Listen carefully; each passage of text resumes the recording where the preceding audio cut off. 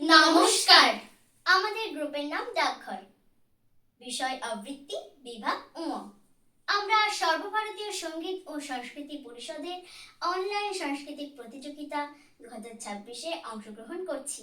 আমাদের নিবেদন কবি শুভ দাশগুপ্তের লেখা সার্থক জনক।